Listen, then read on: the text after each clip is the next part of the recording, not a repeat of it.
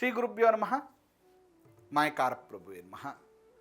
ನಾನು ನಿಮ್ಮ ವಿದ್ವಾನ್ ಮೂಗೂರು ಮಧು ದೀಕ್ಷಿತ್ ಮಾತಾಡ್ತಾ ಇರುವಂಥದ್ದು. ಇವತ್ತಿನ ಸಂಚಿಕೆಯಲ್ಲಿ ಅಗ್ನಿಮೂಲೆ ಬಗ್ಗೆ ತಿಳಿಸ್ಕೊಡ್ತಾ ಇದ್ದೇನೆ. ಅಗ್ನಿಮೂಲೆಯಲ್ಲಿ ಅಥವಾ ಇಂಟೀರಿಯರ್ ಮಾಡುವಾಗ ಅಥವಾ ಬಣ್ಣವನ್ನು ಬಳಸುವಂಥ ಸಂದರ್ಭದಲ್ಲಿ ಯಾವ ಬಣ್ಣ ಇರಬಾರ್ದು, ಯಾವ ಬಣ್ಣ ಶುಭ ಫಲವನ್ನು ಕೊಡುತ್ತೆ ಅನ್ನುವಂಥದ್ದನ್ನು ತಿಳಿಸ್ಕೊಡ್ತೀನಿ. ರೀಲ್ ಮಿಸ್ ಆಗೋಕ್ಕಿಂತ ಮುಂಚೆ ನೀವು ಮಾಡಬೇಕಾಗಿರುವಂಥದ್ದು ಫಾಲೋ ಮಾಡಿ, ಹಾಗೆ ಒಂದು ಶೇರ್ ಮಾಡಿ. ನೋಡಿ, ಇದು ಪೂರ್ವ, ಇದು ಆಗ್ನೇಯ, ಇದು ದಕ್ಷಿಣ. ಈ ದಕ್ಷಿಣದಿಂದ ಆಗ್ನೇಯದವರೆಗೆ ಈ ದಿಕ್ಕನ್ನು ನಾವು ಅಗ್ನಿ ದಿಕ್ಕು ಅಂತ ಕರಿತೀವಿ. ನೋಡಿ, ಇಲ್ಲಿ ಬಹಳ ಮುಖ್ಯವಾಗಿ ಗಮನಿಸಬೇಕಾಗಿರುವಂಥದ್ದು ನೀಲಿ ಮತ್ತು ಕಪ್ಪು ಇವೆರಡೂ ಕೂಡ ವಾಟರ್ ಎಲಿಮೆಂಟ್ ಬಣ್ಣಗಳು.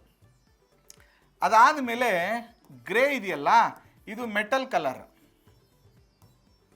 ಯಾವುದೇ ಕಾರಣಕ್ಕೂ ನೀವು ಇಂಟೀರಿಯರ್ ಮಾಡುವಂಥ ಸಂದರ್ಭದಲ್ಲಿ ಅದರ ಜೊತೆಗೆ ಭಾಳ ಪ್ರಮುಖವಾಗಿ ಇಲ್ಲಿ ಬಣ್ಣವನ್ನು ಹಾಕುವಂಥ ಸಂದರ್ಭದಲ್ಲಿ ಗ್ರೇ ಆಗಲಿ ನೀಲಿ ಆಗಲಿ ಬಳಸಬಾರ್ದು. ಯಾಕಂದರೆ ಗ್ರೇ ಬಂದು ಮೆಟಲ್ ಆಗಿರೋದ್ರಿಂದ ಅಗ್ನಿಯಿಂದ ಮೆಟಲ್ ಹಾಳಾಗುತ್ತೆ, ಮತ್ತು ನೀಲಿ ವಾಟರ್ ಎಲಿಮೆಂಟ್ ಆಗಿರೋದ್ರಿಂದ ನೀರಿನಿಂದ ಅಗ್ನಿ ಹಾಳಾಗುತ್ತೆ.